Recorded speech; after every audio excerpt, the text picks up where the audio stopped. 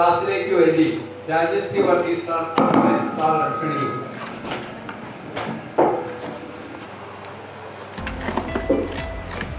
ബഹുമാനായ Shri N A Muhammad Kutty sir, Shri K V Mohan sir, പ്രിയപ്പെട്ട ഞങ്ങൾക്ക് പ്രിയങ്കരനായ അനിൽകുമാർ സാറ്, പ്രിയ ജനപ്രതിനിധികളാകാൻ താല്പര്യപ്പെട്ടു വന്നിരിക്കുന്ന പ്രിയ സഹോദരി സഹോദരന്മാർ, നിങ്ങൾ ആരെങ്കിലുമൊക്കെ ഇപ്പോൾ ജനപ്രതിനിധിയാണോ? ആണോ? അല്ല. മുമ്പ് ഒരു തിരഞ്ഞെടുപ്പിൽ മത്സരിച്ചവരാരെങ്കിലും ഒക്കെ ഉണ്ടോ? ഉണ്ട്. ഓക്കെ. അപ്പോൾ ഈ വരുന്ന തെരഞ്ഞെടുപ്പിൽ നിങ്ങളുടെ സാന്നിധ്യം അറിയിക്കുന്നതിന് തയ്യാറായിട്ട് വന്നിട്ടുള്ളവരാണെന്ന് മനസ്സിലാക്കുന്നു. ഓക്കെ. ഒരുപാട് കാര്യങ്ങൾ അനിൽകുമാർ സാർ നിങ്ങൾക്ക് പറഞ്ഞു തന്നു. അതുപോലെ തന്നെ മാഡം വോട്ടർ പട്ടിക സംബന്ധിച്ചിട്ടുള്ള കുറേ കാര്യങ്ങൾ പറഞ്ഞു. എന്നെ ഏൽപ്പിച്ചിട്ടുള്ളത് സ്ഥാനാർത്ഥി എന്ന നിലയിൽ നിങ്ങൾ അറിഞ്ഞിരിക്കേണ്ട നിയമവ്യവസ്ഥകൾ ഒന്ന് പറയണമെന്നാണ് എന്നോട് സാർ പറഞ്ഞിട്ടുള്ളത്. അപ്പോൾ അത്തരം കാര്യങ്ങൾ നമുക്കൊന്ന് പരിശോധിച്ച് നോക്കാം. കൂടെ നിങ്ങളുടെ സംശയങ്ങളും നമുക്ക് നോക്കാം. തീർച്ചയായിട്ടും ഒരു സ്ഥാനാർത്ഥിയായിട്ട് വരാൻ നമുക്ക് ആദ്യമേ സ്ഥാനാർത്ഥിക്കുള്ളൊരു യോഗ്യതയാണ് മനസ്സിലാക്കേണ്ടത്, അല്ലേ? സ്ഥാനാർത്ഥി ആയിരിക്കാൻ എന്നാ ശരിക്കും പറഞ്ഞൊരു യോഗ്യതയായിട്ട് വേണ്ടത്? ഇന്ത്യൻ പൗരനായിരിക്കണം. ഓക്കെ. ബേസിക്കലി ഒരു സ്ഥാനാർത്ഥി ആകണമെങ്കിൽ എന്ത് ചെയ്യണം? അതെല്ലാം വേണം. ജനങ്ങളുടെ പ്രശ്നങ്ങളെ മനസ്സിലാക്കുന്ന ആളൊക്കെ ആയിരിക്കണം. യെസ്. ഒന്നാമത്തെ കാര്യം എന്ന് പറയുന്നത് നമുക്ക് നിയമപരമായ റിക്വയർമെന്റ്, നിയമപരമായ ആവശ്യമായിട്ട് ഒന്നാമതായിട്ട് വരുന്ന കാര്യം എന്താണ്? ഏതെങ്കിലും ഒരു വോട്ടർ പട്ടികയിൽ പേര് വേണം. ഏതെങ്കിലും വോട്ടർ പട്ടികയിൽ മതിയാവോ? നമ്മൾ എവിടെയാണോ മത്സരിക്കാൻ ഉദ്ദേശിക്കുന്നത് ആ തദ്ദേശ സ്വയംഭരണ സ്ഥാപനത്തെ സംബന്ധിച്ച വോട്ടർ പട്ടികയിൽ നമ്മളുടെ പേരുണ്ടായിരിക്കണം. കൊച്ചിൻ കോർപ്പറേഷനിലേക്കാണ് മത്സരിക്കാൻ ഉദ്ദേശിക്കുന്നതെങ്കിൽ എവിടെ ഉണ്ടായിരിക്കണം നമ്മുടെ പേര്? കൊച്ചിൻ കോർപ്പറേഷനിൽ ഉണ്ടായിരിക്കണം. എറണാകുളം ജില്ലാ പഞ്ചായത്തിലേക്കാണെങ്കിൽ എവിടെ ഉണ്ടായാൽ മതി? എറണാകുളം ജില്ലയിലെ ഏതെങ്കിലും ഗ്രാമപഞ്ചായത്തിന്റെ വോട്ടർ പട്ടികയിൽ ഉണ്ടായിരുന്നാൽ മതി. അപ്പൊ ഏത് പഞ്ചായത്തിൽ, ഏത് തലത്തിലേക്കാണോ നമ്മൾ മത്സരിക്കുന്നത് ആ തലത്തിലെ തദ്ദേശ സ്വയംഭരണ സ്ഥാപനത്തിന്റെ വോട്ടർ പട്ടികയായി വരുന്ന ഏതെങ്കിലും ഒരു ഭാഗത്ത് നമ്മുടെ പേരുണ്ടായിരിക്കണം. അത് ബേസിക്കലി നമ്മൾ അറിഞ്ഞിരിക്കേണ്ട ഒരു കാര്യം. അപ്പൊ അത് പിന്നെ മാഡം വളരെ ക്ലിയർ ആയിട്ട് ആ വോട്ടർ പട്ടികയിൽ പേര് ചേർക്കുന്ന കാര്യങ്ങളും എല്ലാം പറഞ്ഞു, അല്ലേ? വോട്ടർ പട്ടികയിൽ പേര് ചേർക്കാനുള്ള ബേസിക് ക്വാളിഫിക്കേഷൻ എന്താണ്? 18 വയസ്സ്. എന്നായിരിക്കണം 18 വയസ്സായിരിക്കണ്ടേ? എന്നായിരിക്കണം 18 വയസ്സായിരിക്കണ്ടേ? അതായത് ആ വോട്ടർ പട്ടിക പരിഷ്കരിക്കുന്ന വർഷത്തെ ജനുവരി മാസം 1-ാം തീയതി 18 വയസ്സ് പൂർത്തിയായിരിക്കണം. ഇന്ന് 18 വയസ്സ് പൂർത്തിയായ ആൾക്ക് ഇപ്രാവശ്യത്തെ തെരഞ്ഞെടുപ്പിൽ വോട്ട് ചെയ്യാൻ കഴിയുമോ? ഇല്ല. അപ്പോ ഇനി സ്ഥാനാർത്ഥിയാകണമെങ്കിലോ അതിന് പ്രായത്തിന്റെ ഒരു യോഗ്യത ഉണ്ട്. സ്ഥാനാർത്ഥി ആകാൻ 21 വയസ്സ് പൂർത്തിയായിരിക്കണം. എപ്പോ പൂർത്തിയാകണം?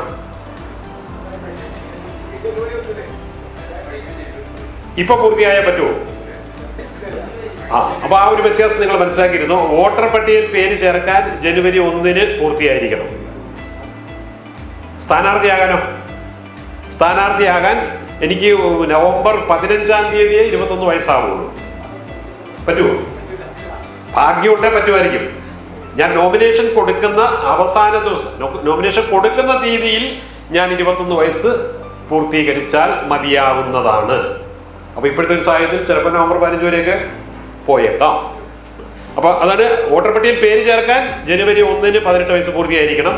സ്ഥാനാർത്ഥിയായിരിക്കാൻ 21 വയസ്സാണ് പൂർത്തിയായിരിക്കേണ്ടത്. അത് എന്ന് മതി? നാമനിർദ്ദേശം കൊടുക്കുന്ന തീയതിയിൽ പൂർത്തിയായിരിക്കണം. തലേ ദിവസം പൂർത്തിയായിരിക്കാനേ കൊടുക്കാൻ പറ്റത്തുള്ളൂ. 21 വയസ്സ് പൂർത്തീകരിച്ചിരിക്കണം. അപ്പൊ അതാണ് രണ്ടാമത്തെ ക്വാളിഫിക്കേഷൻ. അപ്പൊ രണ്ട് കാര്യം നമ്മൾ പറഞ്ഞു.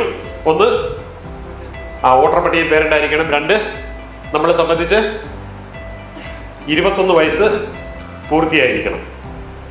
ഓക്കെ. പിന്നെന്തായിരിക്കണം നമുക്ക് വേണ്ടത്? സ്ഥാനാർത്ഥിയായിട്ടിരിക്കാൻ, സ്ഥാനാർത്ഥി എല്ലാ മണ്ഡലത്തിലും എല്ലാവർക്കും മത്സരിക്കാൻ പറ്റുമോ? പറ്റില്ല. എന്തൊക്കെ തരം മണ്ഡലമാണ് ഉള്ളത്? ജനറൽ മണ്ഡലമുണ്ട്, സംവരണ മണ്ഡലങ്ങളുണ്ട് അല്ലേ? സംവരണം ഏതൊക്കെയാ ഉള്ളത്? വനിതാ സംവരണമുണ്ട്, പട്ടികജാതി പട്ടികവർഗ വിഭാഗങ്ങൾക്കുള്ള സംവരണവും ഉണ്ട് അല്ലേ? SC സംവരണം, വനിതാ സംവരണം എത്രയാണ് നമ്മുടെ?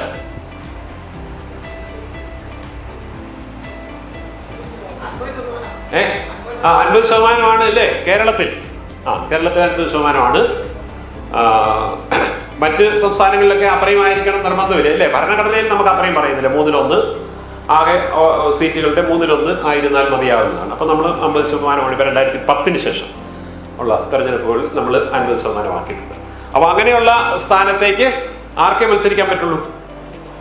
സ്ത്രീകളായിട്ടുള്ളവർക്ക് മാത്രമേ സ്ത്രീ സംവരണ നിയോജക മണ്ഡലങ്ങളിലേക്ക് മത്സരിക്കാൻ കഴിയുള്ളൂ. അതുപോലെ തന്നെ പട്ടികജാതി പട്ടികവർഗ സംവരണ മണ്ഡലങ്ങളിലേക്ക് ആ വിഭാഗത്തിലുള്ളവർക്ക് മാത്രമേ മത്സരിക്കാൻ കഴിയുള്ളൂ. അതിന് അവർ ആ വിഭാഗത്തിൽ അംഗമാണെന്ന് തെളിയിക്കുന്നതിന് മതിയായ രേഖ ഹാജരാക്കുകയും ചെയ്യേണ്ടതുണ്ട്. ഓക്കെ.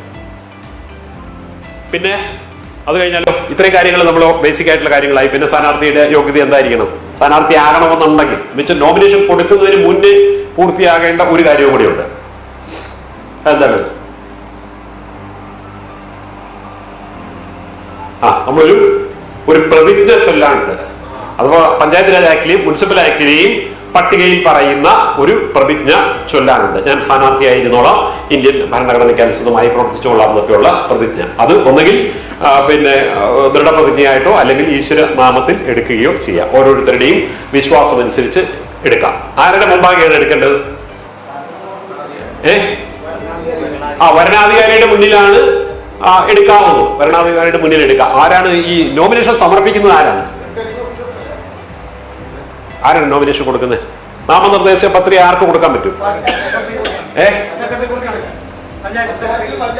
അല്ലല്ല, ഞാൻ മത്സരിക്കുന്നുണ്ടെങ്കിൽ എന്റെ നോമിനേഷൻ ആരാണ് കൊടുക്കേണ്ടത്? സബ്മിറ്റ് ചെയ്യേണ്ടത് ആരാണ്? സ്ഥാനാർത്ഥിക്ക് മാത്രമേ പറ്റുള്ളൂ. നാമനിർദ്ദേശം ചെയ്യുന്നയാൾക്കും കൊടുക്കാം അല്ലേ? നാമനിർദ്ദേശം ചെയ്യുന്നയാൾക്കും കൊടുക്കാം. അപ്പോ സ്ഥാനാർത്ഥി ആശുപത്രിയിലാണ്, ICUലാണ്, വരാൻ പറ്റത്തില്ല, ഇങ്ങോട്ട് വരാൻ പറ്റാത്ത സാഹചര്യമാണ്. അപ്പൊ എന്ത് ചെയ്യാൻ പറ്റും? നാമനിർദ്ദേശം ചെയ്ത ആൾക്ക് കൊടുക്കാം. പക്ഷെ എന്ത് വേണം? അതിനു മുമ്പ് ഈ പ്രതിജ്ഞ ചൊല്ലിയിരിക്കണം. എവിടെ ചെല്ലും? ഭരണാധികാരി ഇവിടെ ഇരിക്കുകയാണ്, ആള് അവിടെ കിടക്കാണ് ആശുപത്രിയിൽ, അല്ലെങ്കിൽ ജയിലിലാണ്. പറ്റുമോ?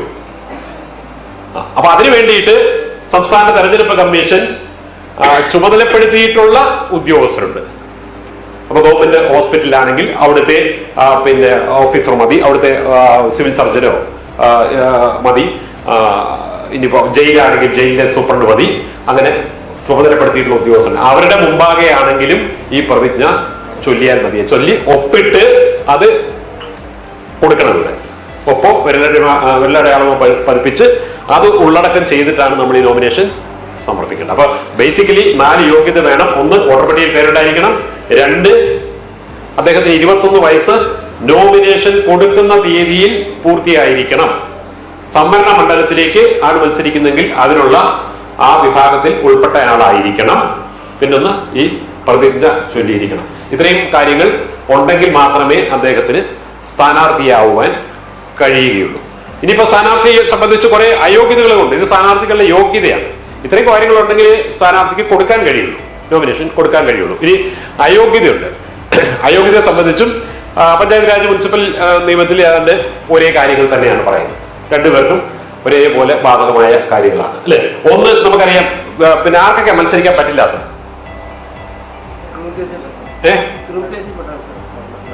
ക്രിമിനൽ കേസിൽ പെട്ടവർ മത്സരിക്കുന്നതിന് തടസ്സമൊന്നുമില്ല. സ്ഥിരബുദ്ധിയില്ലാത്ത ആൾക്ക് വോട്ടർ പട്ടികയിൽ തന്നെ പേര് ചേർക്കാൻ കഴിയില്ല. വോട്ടർ പട്ടികയിൽ തന്നെ അയോഗ്യത ആണ്. പിന്നെ സാധാരണഗതിയിൽ പിന്നെ ജോലിയുള്ളവർക്ക് പറ്റത്തില്ലല്ലോ, സർക്കാർ ജോലിയുള്ളവർക്ക് പറ്റത്തില്ല. അപ്പൊ ഒന്നാമത്തെ കാര്യം അത് തന്നെയാണ്. സർക്കാർ എന്ന് പറഞ്ഞു കഴിഞ്ഞാൽ ആരൊക്കെ വരുമല്ലേ? സർക്കാർ, കേന്ദ്ര സർക്കാരുണ്ട്, കേരള സർക്കാരുണ്ട്, പിന്നെ തദ്ദേശ സ്വയംഭരണ സ്ഥാപനങ്ങളെല്ലാം പ്രാദേശിക സർക്കാരുകളാണ്. അവരുടെ ഒന്നും ഉദ്യോഗസ്ഥർക്ക് മത്സരിക്കാൻ കഴിയില്ല. കൂടാതെ യൂണിവേഴ്സിറ്റി സർക്കാർ സംവിധാനമായിട്ടാണ് ഈ കാര്യത്തിലേക്ക് നമ്മൾ എടുക്കുന്നത്. സ്വയംഭരണ സ്ഥാപനങ്ങളാണ്, പക്ഷെ യൂണിവേഴ്സിറ്റിയിലെ ഉദ്യോഗസ്ഥർക്ക് മത്സരിക്കാൻ കഴിയില്ല. പിന്നെ സർക്കാരിൻ്റെതായ ബോർഡുകൾ, കമ്പനികൾ, കോർപ്പറേഷൻ, KSRTC പറ്റത്തില്ല, വാട്ടർ അതോറിറ്റി പറ്റത്തില്ല, KSEB പറ്റത്തില്ല. ഇല്ല, KSRTCയിലെ ഉദ്യോഗസ്ഥർക്ക് പറ്റത്തില്ല. പിന്നെ കോപ്പറേറ്റീവ് ബാങ്കുകൾ, അതാണ് നമ്മുടെ ഇവിടെ നാട്ടിൽ ഏറ്റവും കൂടുതലുള്ളല്ലേ. സഹകരണ ബാങ്കിലെ ഉദ്യോഗസ്ഥർ സർക്കാരിന്റെ വല്ല സംവിധാനമാണോ? അല്ല. പക്ഷേ ഈ കാര്യത്തിലേക്ക് ഇവരെ സർക്കാർ കമ്പനികളായിട്ടാണ് പരിഗണിക്കുക. എന്ന് വെച്ചാൽ സർവീസിൽ തുടരുന്നതിന് യോഗ്യതയില്ല എന്ന് കണ്ട്. ഇപ്പൊ ഇതൊരു പിന്നെ ഈ പൊതുപ്രവർത്തകരെ കാണുന്നത് സർവീസ് പോലെ തന്നെയാണ്. അതായത് ഒരു സർക്കാർ സംവിധാനത്തിൽ സേവനം ചെയ്യാൻ എന്തൊക്കെ യോഗ്യതകളുണ്ടോ ആ യോഗ്യതകളൊക്കെ ഇവർക്കും ഉണ്ടായിരിക്കണം എന്ന് തന്നെയാണ് നിയമത്തിന്റെ ഇവിടെയുള്ള കാഴ്ചപ്പാട്. അതുകൊണ്ട് സർക്കാർ സർവീസിൽ നിന്ന് പിരിച്ചുവിടപ്പെട്ടയാൾ അവിടെ ഇരിക്കാൻ യോഗ്യനല്ല. അതായത് സർക്കാർ സർവീസിന് അയോഗ്യനാക്കപ്പെട്ട ഒരാൾ ഇവിടെ മത്സരിക്കാൻ യോഗ്യനല്ല കേട്ടോ. പിരിച്ചുവിടപ്പെട്ടതാണ്, യോഗ്യനല്ല. 6 വർഷം വരെ, പിരിച്ചുവിടപ്പെട്ട തീയതി മുതൽ 6 വർഷം വരെ അവർക്ക് അയോഗ്യതയുണ്ട്. പിന്നെ അഴിമതി പ്രവർത്തികൾ ശിക്ഷിക്കപ്പെട്ടിട്ടുള്ള ആളാണെങ്കിൽ, അഴിമതി പ്രവർത്തികൾക്ക് ശിക്ഷിക്കപ്പെട്ടിട്ടുള്ള ആളാണെങ്കിൽ അവർക്ക് അയോഗ്യതയുണ്ട്. പിന്നെ ഏതെങ്കിലുമൊക്കെ നിങ്ങളിപ്പോ അതിൽ ആദ്യത്തെ തെരഞ്ഞെടുപ്പിൽ മത്സരിച്ചവരുണ്ടല്ലോ അല്ലേ? കണക്കൊക്കെ ബോധിപ്പിച്ചായിരുന്നോ? ഇല്ലെങ്കിൽ ആ കടലാസോടെ വന്ന് പഞ്ചായത്ത് കിടപ്പുണ്ടാവും കേട്ടോ. അയോഗ്യരായവരുടെ കഴിഞ്ഞ തെരഞ്ഞെടുപ്പിൽ മത്സരിച്ചിട്ട്, അല്ലെ കഴിഞ്ഞ തെരഞ്ഞെടുപ്പിൽ മത്സരിച്ച് ജയിക്കുകയോ തോക്കുകയോ ചെയ്തവരും കണക്ക് ബോധിപ്പിക്കേണ്ടത്, ചെലവ് കണക്ക് ബോധിപ്പിക്കാതിരുന്നവരുടെ അയോഗ്യരാക്കിക്കൊണ്ടൊരു പട്ടിക തെരഞ്ഞെടുപ്പ് കമ്മീഷൻ വിട്ടിട്ടുണ്ട്. അതെല്ലാ പഞ്ചായത്തിലും നഗരസഭകളിലും ആ ലിസ്റ്റ് ഉണ്ട്. അവിടെ ആ ലിസ്റ്റ് വോട്ടർ പട്ടികയിൽ മാർക്ക് ചെയ്ത് വെച്ചിട്ടുണ്ടാവും. ആ മാർക്ക് ചെയ്ത് കോപ്പി വെച്ചിട്ടായിരിക്കും പിന്നെ റിട്ടേണിംഗ് ഓഫീസർ നിങ്ങളുടെ നോമിനേഷൻ സ്വീകരിക്കുക. അവിടെ അയോഗ്യതയുണ്ട്. വോട്ട് ചെയ്യുന്നതിന് അയോഗ്യതയില്ല, പക്ഷെ മത്സരിക്കുന്നതിന് നിങ്ങൾക്ക് അയോഗ്യതയുണ്ട്. അപ്പൊ അത് ഉണ്ടാകാൻ പാടില്ല.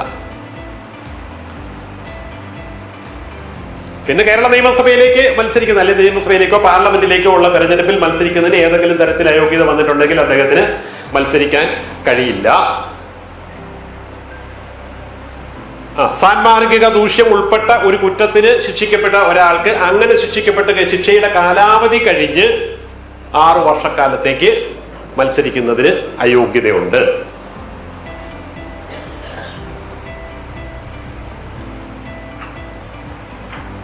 ഇന്ത്യൻ പൗരനായിരിക്കുന്ന പൗരത്വം നഷ്ടപ്പെട്ടിട്ടുണ്ടെങ്കിൽ പറ്റില്ല. പാപ്പരാണെങ്കിൽ പറ്റത്തില്ല കേട്ടോ, സോൾവെന്റ് ആയിരിക്കണം. അപ്പോ പാപ്പരായിട്ട് പ്രഖ്യാപിച്ചിട്ടുണ്ടെങ്കിൽ, പാപ്പരാണെന്ന് നമുക്ക് അറിയാം, പക്ഷെ നമ്മൾ സമ്മതിച്ചിട്ടില്ല, പക്ഷെ കോടതി പ്രഖ്യാപിക്കുന്നു. കോടതി പാപ്പരാണെന്ന് പ്രഖ്യാപിച്ചു കഴിഞ്ഞാൽ അതുപോലെ തന്നെ കേട്ടോ, സ്ഥിരബുദ്ധി ഇല്ലാത്തയാളെന്ന് നമ്മൾ പലരെയും കണ്ടിട്ട് പറയും സ്ഥിരബുദ്ധി ഇല്ലാത്ത ആളാണെന്ന്. അങ്ങനെ പറഞ്ഞാൽ പോരാ. ക്ഷമതയുള്ള ഒരു അധികാര സ്ഥാപനം അല്ലെ കോടതി, പിന്നെ ഒരാൾക്ക് സ്ഥിരബുദ്ധി ഇല്ലാത്തതാണെന്ന് പറഞ്ഞ് നമ്മൾ പിന്നെ കോടതി മുമ്പാകെ ചെന്ന് കോടതി പറയണം, അയാളെ രേഖകളുടെയും തെളിവുകളുടെയും അടിസ്ഥാനത്തിൽ വിചാരണ ചെയ്ത് ശേഷം കോടതി പറഞ്ഞ ഇയാൾക്ക് സ്ഥിരബുദ്ധി ഇല്ലാത്തതാണ്. അങ്ങനെയുള്ള ഒരാളാണ് സ്ഥിരബുദ്ധി ഇല്ലാത്ത ആളാവും. അല്ലാതെ ഇയാൾക്ക് സ്ഥിരബുദ്ധി ഇല്ല എന്ന് പറഞ്ഞിട്ട് നമുക്കാരുടെയും നോമിനേഷൻ തള്ളിക്കളയാൻ കഴിയില്ല. അത് തന്നെയാണ് പാപ്പരുടെ അവസ്ഥ കേട്ടോ. പാപ്പര് കോടതി പ്രഖ്യാപിക്കുന്നത്. പിന്നെ കുടിശ്ശികക്കാരൻ ആയിരിക്കാൻ പാടില്ല. നമുക്കറിയാമല്ലോ, സർക്കാരിലോ അതുപോലെ തന്നെ തദ്ദേശ സ്വയംഭരണ സ്ഥാപനത്തിനോ നിയമപരമായി അടവാക്കേണ്ട ഏതെങ്കിലും തുക അത് അടവാക്കേണ്ട തീയതിയിൽ അടവാക്കാതിരിക്കുകയും അതിനെ സംബന്ധിച്ച് അടവാക്കുന്നതിന് ഒരു നോട്ടീസ് നൽകപ്പെടുകയും ചെയ്തിട്ടുണ്ടെങ്കിൽ, ആ നോട്ടീസിലൊരു തീയതി പറഞ്ഞിട്ടുണ്ടെങ്കിൽ ഇന്ന തീയതിക്കകത്ത് മാർച്ച് മാസം 31 തീയതിക്ക് മുമ്പ് താങ്കൾ അടവാക്കേണ്ട ഇത്ര രൂപ അടവാക്കേണ്ടതാണെന്ന് പറയുകയും ആ തുക അടവാക്കാതിരിക്കുകയും ചെയ്താൽ എന്തായി? കുടിശ്ശികക്കാരനാണ്. അത് ടാക്സ് മാത്രമല്ല കേട്ടോ, ടാക്സ് മാത്രമല്ല, ഏത് തുകയും, നോൺ ടാക്സ് ആയിട്ടുള്ള തുകയും കുടിശ്ശിക സർക്കാരിലേക്ക് കുടിശ്ശിക വന്നു കഴിഞ്ഞാൽ, ഇപ്പൊ കോപ്പറേറ്റീവ് ബാങ്കിലേക്ക് അടക്കേണ്ട തുക അടക്കാതിരുന്നാലോ? സർക്കാരിലേക്കുള്ള കുടിശ്ശികയല്ല, പക്ഷേ അതൊക്കെ സർക്കാരിലേക്കുള്ള കുടിശ്ശിക ആകാം. എപ്പോൾ? ബാങ്ക് അത് ജപ്തി നടപടികളിലേക്ക് പോയി റവന്യൂ റിക്കവറി, അപ്പോൾ കളക്ടർ റവന്യൂ റിക്കവറി നടപടി എടുക്കുകയും റിക്കവറി നോട്ടീസ് നമുക്ക് തരികയും അതിനൊരു തീയതി പറഞ്ഞിരിക്കുകയും ചെയ്യുക. ആ തീയതി കഴിഞ്ഞിട്ടും തുക അടച്ചിട്ടില്ല എങ്കിൽ നമ്മൾ സർക്കാരിലേക്ക് കുടിശ്ശികക്കാരനായി മാറിക്കഴിഞ്ഞു. അത് ഏത് സ്ഥാപനത്തിനുള്ളതായാലും, ചിലപ്പോൾ പ്രൈവറ്റ് ചിട്ടിയൊക്കെ ചേർന്നതായിരിക്കാം, അവര് പിന്നെ കോടതി കേസ് വഴിയോ അതല്ലെങ്കിൽ വേറെ ഏതെങ്കിലും നടപടി വഴിയോ സർക്കാർ അതിന് ജപ്തി ചെയ്യാൻ വരികയും നോട്ടീസ് തരികയും ചെയ്തു കഴിഞ്ഞാൽ കുടിശ്ശികക്കാരായി. അപ്പോൾ ബാങ്കുകളിലേക്ക്, ധനകാര്യ സ്ഥാപനങ്ങളിലേക്ക് ജപ്തി നടക്കുന്നില്ലേ? പ്രൈവറ്റ് ബാങ്കുകൾക്കൊക്കെ വേണ്ടിയിട്ട് സർക്കാർ ജപ്തി നടത്തി കൊടുക്കുന്നുണ്ട്. അപ്പോൾ അങ്ങനെ ജപ്തി നടത്തുന്നതിന് വേണ്ടിയിട്ട് നോട്ടീസ് നൽകിയാൽ കുടിശ്ശികക്കാരനായി. ആ നോട്ടീസിൽ പറയുന്ന തീയതി അത് അടച്ചില്ല എങ്കിൽ അപ്പോഴും കുടിശ്ശികക്കാരനാണ്. അപ്പൊ അത് പാടില്ല. പിന്നെ ആ ബന്ധപ്പെട്ട അഭിഭാഷകരായിട്ടുള്ള ആരെങ്കിലും ഉണ്ടോ ഇതിനകത്ത്?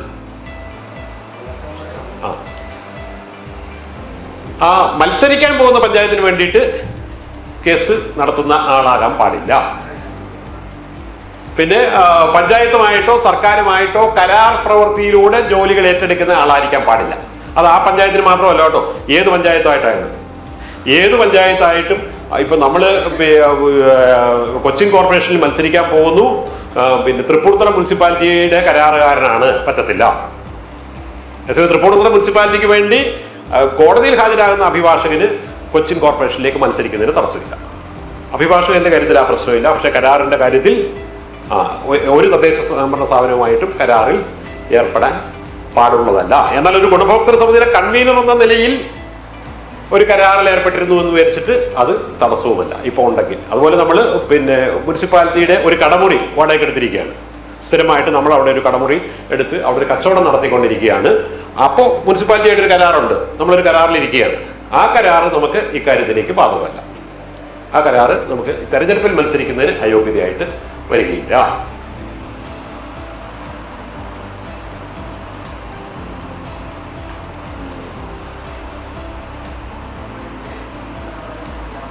പിന്നെ കൂറുമാറ്റം നിരോധിക്കൽ ആക്ട്, പഞ്ചായത്ത് രാജ് നിയമത്തിലും മുനിസിപ്പൽ നിയമത്തിലെയും വ്യവസ്ഥ വെച്ചിട്ട് കൂറുമാറ്റം നിരോധിക്കൽ പിന്നെ നിയമമുണ്ട്. അത് പിന്നെ നിങ്ങളെല്ലാവരും പിന്നെ സ്വതന്ത്രരായിട്ടാണ് മത്സരിച്ച് ജയിക്കുന്നതെങ്കിൽ നിങ്ങൾക്ക് ആ തെരഞ്ഞെടുപ്പ് കാലം മുഴുവൻ ആ ഭരണകാലം മുഴുവൻ എങ്ങനെ നിൽക്കാനുള്ള ബാധ്യതയുണ്ട്? സ്വതന്ത്രരായിട്ട് തന്നെ നിൽക്കേണ്ട ബാധ്യതയുണ്ട്. രാഷ്ട്രീയ പാർട്ടിയിലേക്ക് അംഗത്വം എടുക്കുമ്പോൾ എന്ത് പറ്റും? നമ്മള് കൂറുമാറ്റമാണ്. അത് പിന്നെ പഞ്ചായത്തിനെ സംബന്ധിച്ചും ഒക്കെ അല്ലെങ്കിൽ മുനിസിപ്പാലിറ്റിയെ സംബന്ധിച്ചും അത് കൂറുമാറ്റമാണെന്നൊക്കെ പറയേണ്ടത് സംസ്ഥാന തെരഞ്ഞെടുപ്പ് കമ്മീഷനാണ് വിചാരണയിന്മേൽ കേട്ടോ. അതൊക്കെ വിചാരണയിന്മേൽ അവര് അങ്ങനെ പറഞ്ഞ് കൂറ് മാറിയിട്ടുണ്ടെന്ന് വിധിച്ചിട്ടുണ്ടെങ്കിൽ ആ പിന്നെ അങ്ങനെയുള്ള വിധി തീർപ്പിന്റെ ഉത്തരവ് തീയതി മുതൽ 6 വർഷക്കാലത്തേക്ക് മത്സരിക്കുന്നതിന്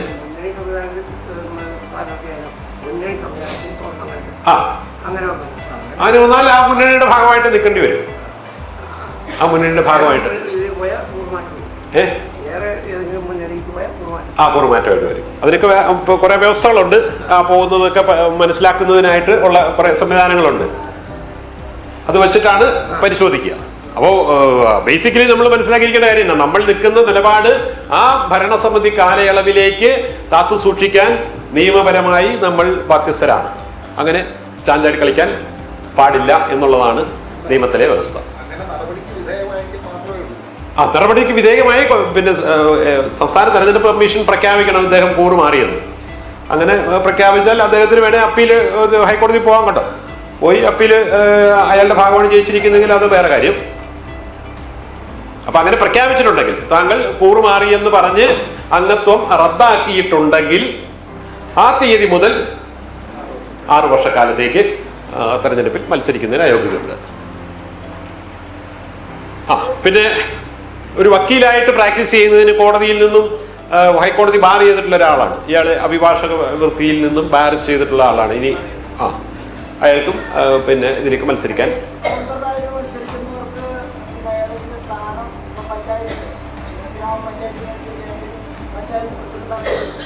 പിന്നെന്താ ഏത് വേണമല്ലോ അങ്ങനെ എത്രയോ പേരായിരിക്കുന്നു. ഭാഗ്യമുണ്ടെങ്കിൽ ആകാം. ഒപ്പൊക്കെ വരികയാണെങ്കിൽ രണ്ട് മുന്നണിയും ഒപ്പൊക്കെ വരുവാണെങ്കിൽ രണ്ടുപേരും വരുമല്ലോ. ഞങ്ങളുടെ കൂടെ നിന്നു നമ്മുടെ നിലപാട് സ്വതന്ത്രമാണല്ലോ. അവർ നമ്മളെയല്ല പിന്തുണയ്ക്കുന്നത്. മുന്നണിക്ക് അവർക്ക് നമ്മളെ പിന്തുണയ്ക്കുന്നതിന് തടസ്സമില്ലല്ലോ. നമ്മൾ സ്വതന്ത്രമായിട്ട് തന്നെ നിൽക്കുന്നു. അങ്ങനെ ഉണ്ടാകട്ടെ, അതൊന്നും പ്രശ്നമില്ല. ഏത് സ്ഥാനത്തേക്കും വരാം. പിന്തുണയ്ക്കാൻ ആൾ വേണമെന്നുള്ളൂ. ഭൂരിപക്ഷ പ്രകാരമാണ് പ്രസിഡന്റ് തെരഞ്ഞെടുക്കുക. അപ്പൊ തെരഞ്ഞെടുക്കപ്പെടുന്ന 8 വരുന്നവർ ഭൂരിഭാഗം ആരെ പിന്തുണയ്ക്കുന്നു അവർക്ക് പ്രസിഡന്റ് ആകാം. സർക്കാർ ഏതെങ്കിലും പിന്നെ ഒരു കരാറുകാരനാണ്, നമ്മൾ ആ കരാറുകാരനെ നമ്മൾ ബ്ലാക്ക് ലിസ്റ്റ് ചെയ്തിട്ടുണ്ട്. സർക്കാരുമായിട്ടുള്ള കരാറ് മതിയായ രീതിയിൽ പൂർത്തീകരിച്ചില്ല. അപ്പോൾ സർക്കാരിന് കരാറുകാരെ ബ്ലാക്ക് ലിസ്റ്റ് ചെയ്യാൻ പറ്റും. ഇയാള് ഇത്തരം ജോലിയിൽ ഇനി ചെയ്യിക്കാൻ പാടില്ല എന്നത്. അങ്ങനെ ബ്ലാക്ക് ലിസ്റ്റ് ചെയ്തിട്ടുണ്ടെങ്കിൽ അവർക്കും മത്സരിക്കാൻ യോഗ്യതയുണ്ട്.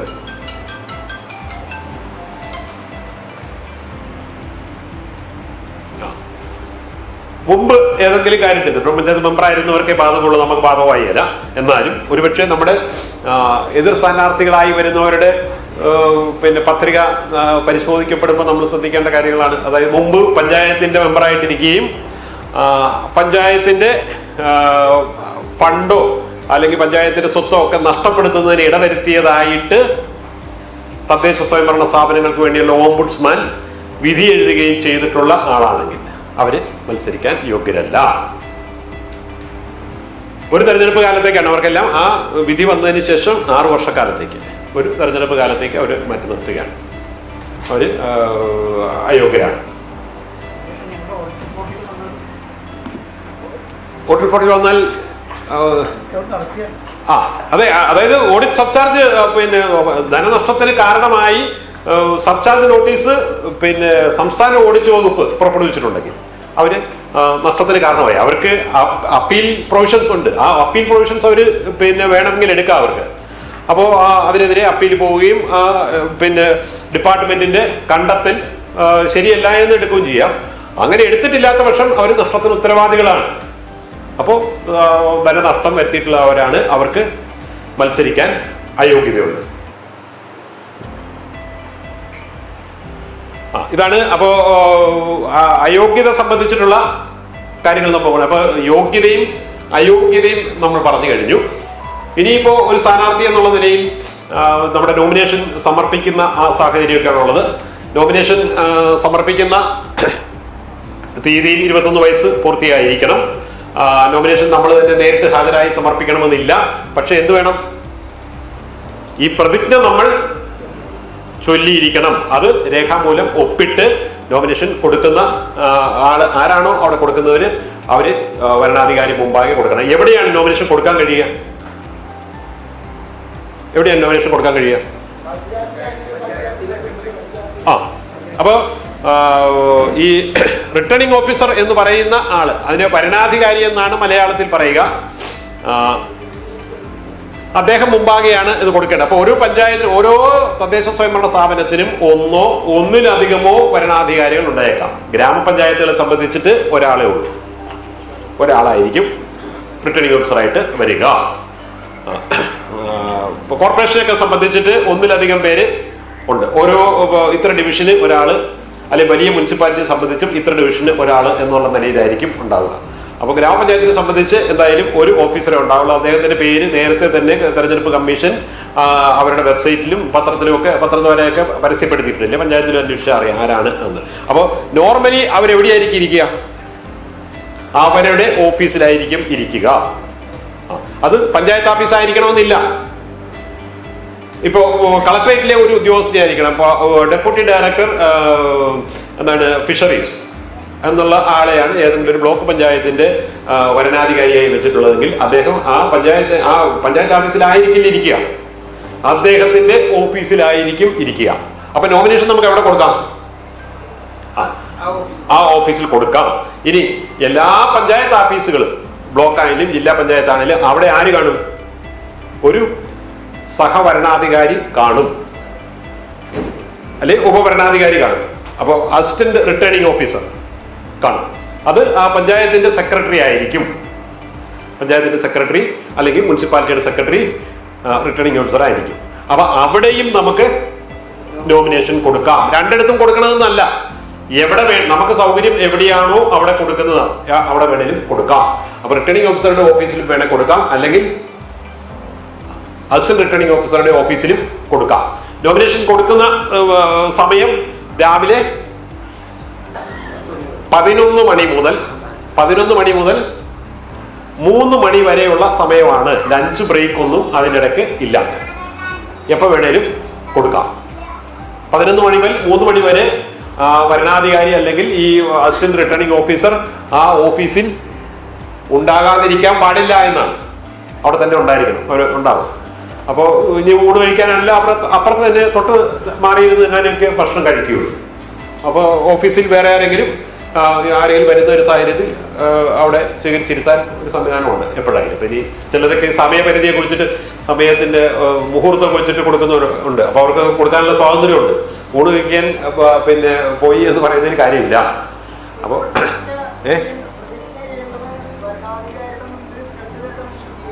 ആരുടെ മുന്നിലും ചെയ്യാം. വരണാധികാരിയുടെ എല്ലാ അധികാരങ്ങളും ഈ അസിസ്റ്റന്റ് റിട്ടേണിംഗ് ഓഫീസർക്കുണ്ട്. അതുകൊണ്ട് ഇത് മൈക്ക് പോയെന്ന് തോന്നുന്നു. ഇതുണ്ടായിരിക്കും അല്ലേ സാറേ? അതുകൊണ്ട് അവിടെ നമുക്ക് ചെല്ലാം. അവിടെ ഈ സബ്മിറ്റ് ചെയ്യുന്ന ദിവസം തന്നെ ഇത് ചെല്ലണമെന്ന് നിർബന്ധമൊന്നുമില്ല. നേരത്തെ എപ്പോഴും ചെല്ലി വെക്കാം. നേരത്തെ പോയിട്ട് ചെല്ലി വെക്കാം. അതിന് തടസ്സമൊന്നുമില്ല. അതിനിപ്പോ ചിലപ്പോ ഈ റിട്ടേണിംഗ് ഓഫീസർക്കോ അല്ലെങ്കിൽ ഈ സെക്രട്ടറിക്കോ ചിലപ്പോൾ അത് അറിയത്തില്ലെങ്കിലും നേരത്തെ ചെല്ലി ഈ പ്രതിജ്ഞ ചെല്ലി ഒപ്പിട്ട് വാങ്ങിച്ചിട്ട് വരുന്നതിന് കുഴപ്പമില്ല. അത് അവരോട് പറഞ്ഞാൽ മതി. ഞാനിത് ചെല്ലാൻ വേണ്ടി മാത്രം വന്നാൽ ഞാൻ വേറൊരു ദിവസമാണ് നോമിനേഷൻ തരുന്നത്. ഒന്നിച്ചു കൊടുക്കുന്നതിനും കുഴപ്പമില്ല. ജയിച്ചതിന് ശേഷം വേറെ ഉണ്ട്, അത് വേറെ പ്രതിജ്ഞയുണ്ട്. പിന്നെ പ്രസിഡന്റ് ആയ വീണ്ടും പ്രതിജ്ഞയുണ്ട്. ഉണ്ട്, അത് നിർബന്ധമാണ്. അതുകൊണ്ട് അത് ചെയ്യില്ല. അതൊക്കെ വായിച്ചതുപോലെ അവരങ്ങ് വിടുകയാണ്. അത് അതിന്റെ അടിയിലൊരു കടലാസ് തരും നിങ്ങൾക്ക്, ഒരു ചെറിയ ഫോറം തരും. അല്ലാണ്ട് എല്ലാ ഇത് ജയിച്ചതിന് ശേഷമുള്ള പ്രതിജ്ഞയും ജയിക്കുന്നതിന് മുമ്പുള്ള പ്രതിജ്ഞയൊക്കെ ഏതാണ്ട് ഒരേ സാധനം തന്നെയാണ്. തെരഞ്ഞെടുക്കപ്പെട്ടാൽ ഇങ്ങനെ ചെയ്യും എന്നാണ് പറയുന്നത്. തെരഞ്ഞെടുക്കപ്പെട്ട ഞാൻ ഇങ്ങനെ ചെയ്യുന്നതാണെന്നാണ് തെരഞ്ഞെടുക്കപ്പ് കഴിയുമ്പോൾ കാണുന്നത്. അത്ര വ്യത്യാസമുള്ളൂ. നോമിനേഷൻ ഫോറം ഫ്രീ ആയിട്ട് കിട്ടും. ഫ്രീ ആയിട്ട് പഞ്ചായത്ത് ഓഫീസ് കിട്ടും. പഞ്ചായത്തിലും കിട്ടും, അവിടെയും കിട്ടും. മറ്റേ റിട്ടേണിംഗ് ഓഫീസറുടെ ഓഫീസിലും കിട്ടും. അപ്പോൾ നോമിനേഷൻ നമ്മൾ തന്നെയല്ല കൊടുക്കേണ്ടത്. നമ്മളെ നിർദ്ദേശിക്കുന്ന ആൾക്ക് നോമിനേഷൻ കൊടുക്കുന്നതിന് കുഴപ്പമില്ല. ഇനി നോമിനേഷൻ കൊടുക്കുമ്പോൾ നോമിനേഷന്റെ നിർദ്ദേശിക്കാൻ ആർക്കാ കഴിയുക?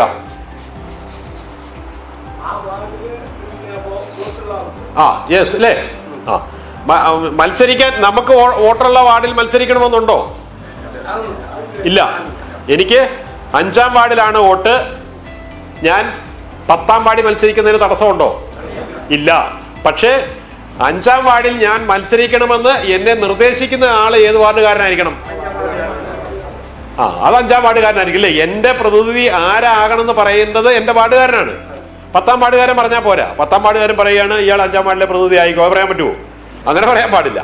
5-ാം വാർഡുകാരൻ തന്നെ പറയണം എന്റെ പ്രതിനിധി നിങ്ങൾ ആയിരിക്കണം എന്ന് പറയണം അല്ലേ? പിന്നെ ഇത് കൂടാതെ ഒരാൾ കൂടെ വേണം. എന്ത് വേണം? പിന്താങ്ങാനായിട്ട് ഒരാൾ വേണം. അത് എവിടെ നിന്നുള്ള ആളായിരിക്കണം? അതും ആ വാർഡിൽ നിന്ന് തന്നെ ഉള്ള ആളായിരിക്കണം അല്ലേ? അങ്ങനെ ഒരാൾക്ക് 2 പേരെ നാമനിർദ്ദേശം ചെയ്യാൻ പറ്റുമോ? പറ്റില്ല. നിങ്ങൾ ശ്രദ്ധിച്ചോണം. ചിലപ്പോൾ നിങ്ങളുടെ നോമിനേഷൻ തള്ളാനായിട്ട് വേറൊരാളെ കൊണ്ട് വേറൊരാൾക്ക് നിർദ്ദേശം നൽകിയിട്ടുള്ള ഒരാളെ തന്നെ നിങ്ങൾക്ക് വിട്ടുതരും. പോയിട്ട് അങ്ങനെയൊക്കെ ഈ വലിയ വിളവുള്ള ആൾക്കാർ ചെയ്യും. വേറെ ഒരാളുടെ പത്രിക ആദ്യമേ കൊടുപ്പിച്ചിരിക്കും. എന്നിട്ട് അയാള് അല്ലെങ്കിൽ നിങ്ങളുടെ കൂടെ നടക്കുന്ന ആളെ ആരും അറിയാതെ കൊണ്ടുവന്നിട്ട് ഇവിടെ ഒന്ന് ഒപ്പിട്ടെ എന്ന് പറഞ്ഞിട്ട് ഇനി അയാൾ ഒപ്പുപോലെ ഇട്ടെങ്കിൽ അയാളുടെ ഒപ്പുപോലെയുള്ള ഒരു ഒപ്പിട്ടിട്ട് ഒരു നോമിനേഷൻ അവിടെ കൊടുത്തിട്ടുണ്ടാകാം. അങ്ങനെയൊക്കെ വരാം. അപ്പൊ നിങ്ങളുടെ നോമിനേഷൻ തള്ളുക എന്നുള്ളതാണ് ഉദ്ദേശം. അങ്ങനെയൊക്കെ വന്നേക്കാം. നിങ്ങളുടെ കൂടെ നടക്കുന്ന ആളുടെ പേരും ക്രമനമ്പറും എഴുതി ഒരു ഒപ്പ് ഇട്ടിട്ട് അവിടെ കൊടുത്താൽ അവിടെ ഒരു നോമിനേഷൻ ചെന്നു. ആദ്യം അയാളുടേതായിരിക്കും കിട്ടുന്നത്. അപ്പോൾ അവിടെ വേറൊന്നും പരിശോധിക്കുന്നില്ല. ആ തമ്പൊക്കെ വെച്ച് കൊടുക്കുന്നതിന് കുഴപ്പമൊന്നുമില്ല. അപ്പോൾ അതൊക്കെ പിന്നെ തർക്കം വരുമ്പോൾ പരിശോധിക്കപ്പെടാം. അപ്പോൾ അങ്ങനെ വന്നു കഴിഞ്ഞാൽ നമുക്ക് എന്ത് ചെയ്യാം? ഒന്നിലധികം നോമിനേഷൻ കൊടുക്കാൻ നമുക്ക് പറ്റുമോ? ഒന്നിലധികം നോമിനേഷൻ കൊടുക്കുന്നത് ഇതിനു വേണ്ടിയിട്ടാണ്. ഇങ്ങനെ ഒരു പത്രിക നമ്മുടെ തള്ളിപ്പോയാലും വേറെ ഒരു 3 പത്രികയെങ്കിലും നിങ്ങൾ കൊടുക്കുക. വേറെ വേറെ ആൾക്കാരെ വെച്ച് 3ഉം ഒരേ ആൾ തന്നെ ഒപ്പിട്ട് കൊടുത്തു കഴിഞ്ഞാൽ ഈ കുഴപ്പമാണ് ഉണ്ടാകുന്നത്. ഇനി നമ്മളെ സപ്പോർട്ട് ചെയ്തിരിക്കുന്ന അല്ലെ നാമനിർദ്ദേശം ചെയ്തിരിക്കുന്ന ആൾക്ക് കുടിശ്ശിക ഉണ്ടെങ്കിൽ കുഴപ്പമുണ്ടോ? അയാൾക്ക് കുഴപ്പമൊന്നുമില്ല. അയാൾക്ക് കുടിശ്ശിക ഉണ്ടെന്ന് വിചാരിച്ച് കുഴപ്പമൊന്നുമില്ല. അയാൾ ആ വാർഡിലെ വോട്ടർ ആയിരിക്കണം എന്ന് മാത്രമേ ഉള്ളൂ. അപ്പോൾ അതാണ് നോമിനേഷൻ കൊടുക്കുന്ന സമയത്ത് നമ്മൾ ശ്രദ്ധിക്കേണ്ട കാര്യം. നോമിനേഷൻ കൊടുത്തു കഴിഞ്ഞാൽ പിന്നെ നമുക്ക് തെരഞ്ഞെടുപ്പിലേക്ക് പോവുകയാണ്, പ്രചരണ പരിപാടികളിലേക്ക് പോവുകയാണ്. അപ്പോൾ തെരഞ്ഞെടുപ്പ് പ്രചരണ സമയം എന്ന് പറയുന്നത് പെരുമാറ്റച്ചട്ട നിലവിലുള്ള സമയമാണ് അല്ലേ? തെരഞ്ഞെടുപ്പ് പെരുമാറ്റച്ചട്ടം നിലവിൽ വരുന്നത് എപ്പോഴാണ്?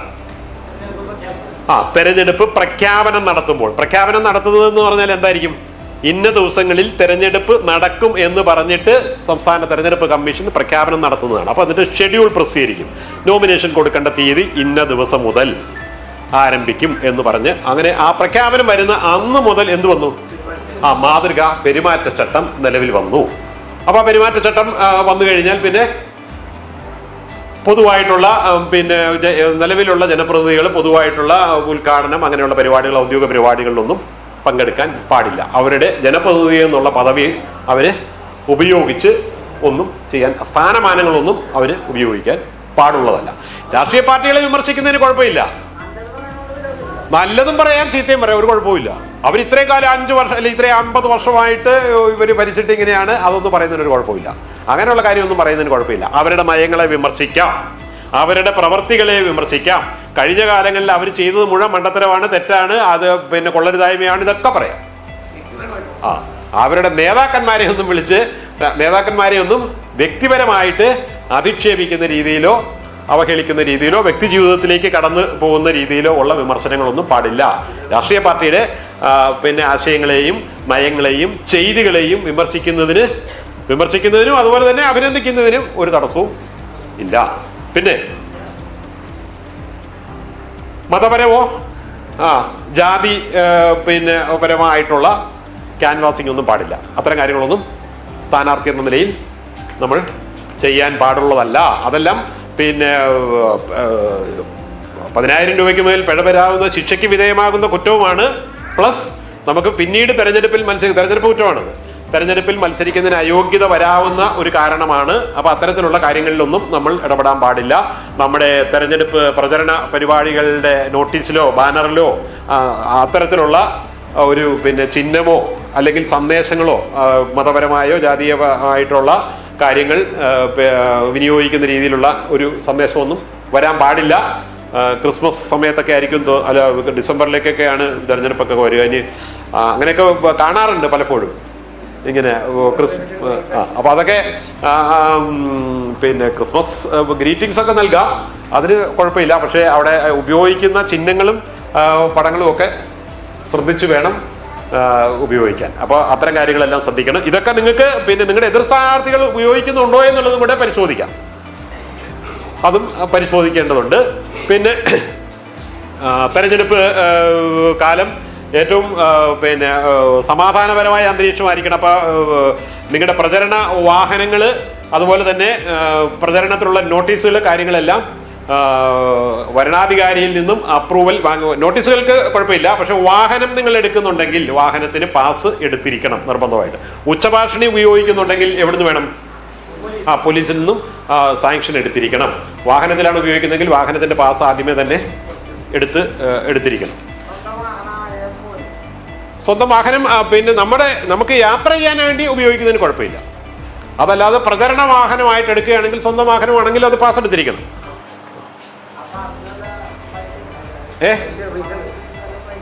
പൈസ ഇല്ല.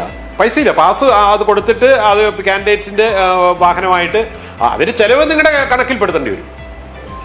ആ വാഹനം ഓടുന്നതിന് ചെലവ് നിങ്ങളുടെ തെരഞ്ഞെടുപ്പ് ചെലവിലേക്ക് പെടുത്തേണ്ടി വരും വാഹനം എടുത്തിട്ടുണ്ടെങ്കിൽ. വാഹനം നിങ്ങൾ ഉപയോഗിച്ചിട്ടുണ്ടെങ്കിൽ തെരഞ്ഞെടുപ്പ് ചെലവിലേക്ക് ആ ചെലവ് നിങ്ങൾ ഉൾപ്പെടുത്തേണ്ടി വരും.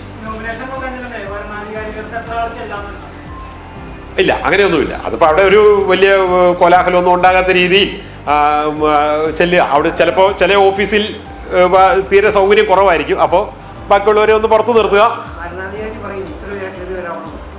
അങ്ങനെ അത് ഒരു ക്രമീകരണം ചെയ്തിരിക്കുന്നില്ല. അതിനങ്ങനെ ഒരു നിയമവ്യവസ്ഥ നിയന്ത്രണമൊന്നുമില്ല. അപ്പോൾ നമ്മൾ അവരുമായിട്ട് ഇങ്ങനെ ഒന്ന് സഹകരിച്ചൊക്കെ നിൽക്കേണ്ടതുണ്ടല്ലോ. അവിടുത്തെ ഓഫീസിൽ എല്ലാം ഒത്തിരി പേര് അതിനകത്ത് കയറി ചെന്ന് കഴിഞ്ഞാൽ ഈ കടലാസൊക്കെ എടുത്ത് അവിടെ ഇരിക്കുന്ന സാധനങ്ങൾക്ക് ഒരു കോലാഹലം ഉണ്ടാകരുതല്ലോ. അപ്പോൾ എല്ലാവരുടെയും കയ്യിലെയും കണ്ണിലും ശ്രദ്ധിച്ചുകൊണ്ടിരിക്കാൻ അത്രയും മാത്രം ഉദ്യോഗസ്ഥർ അവിടെ ഇല്ലല്ലോ. അപ്പോൾ അതൊരു ബുദ്ധിമുട്ടാണ്. അതുകൊണ്ട് ഒരു സൗകര്യത്തിനാണ് ഒരു 4-5 പേര് വരിക എന്ന് പറയുന്നത്. അപ്പോൾ അതങ്ങനെ ചെയ്യുക. പിന്നെ നമുക്ക് എന്ത് വേണം നമ്മുടെ ഇതിൻ്റെ കൂടെ?